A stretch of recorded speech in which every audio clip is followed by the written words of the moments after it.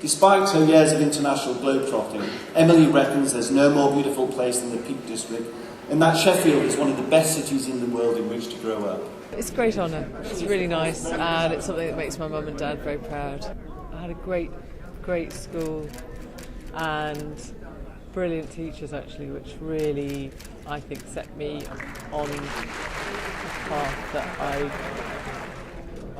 I'm very pleased I took. So I have a lot of people to thank about that. The trouble with Sheffield is if you ever leave it, you find all the countryside everywhere else in the UK really boring. It all looks flat and dull after being up here. Well, is that what it is about Sheffield that makes it special to get this award today?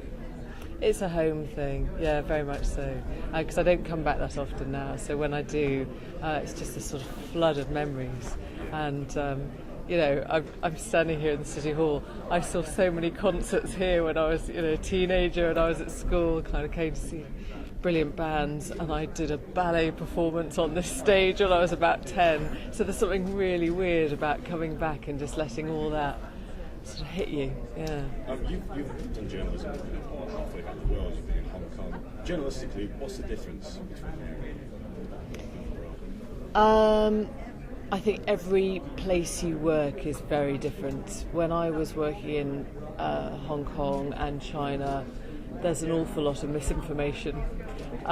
So you have to work a lot harder to find out who's telling you the truth and what they want to say.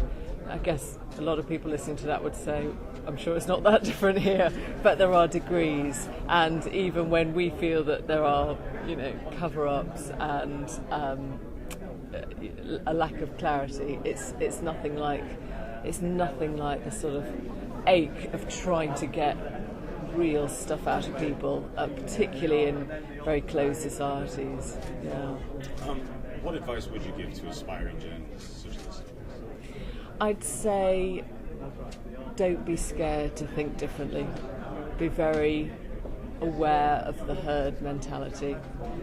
Don't take consensus as necessarily a good thing.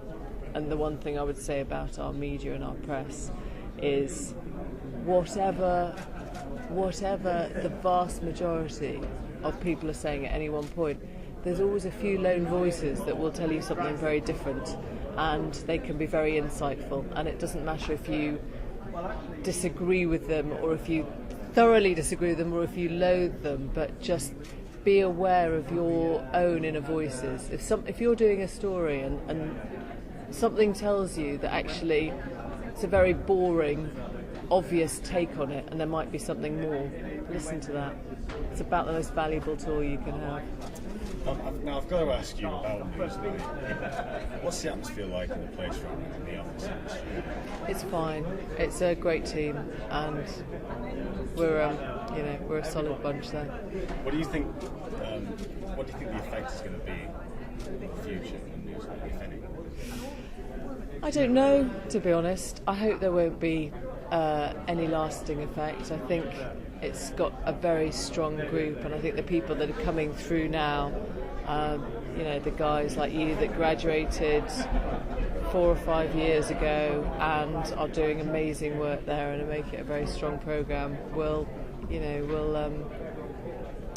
go on to do fantastic things. And they must have felt that at the beginning when they were starting out, thinking, what am I doing here? And it's got great people. It's got a very good spirit.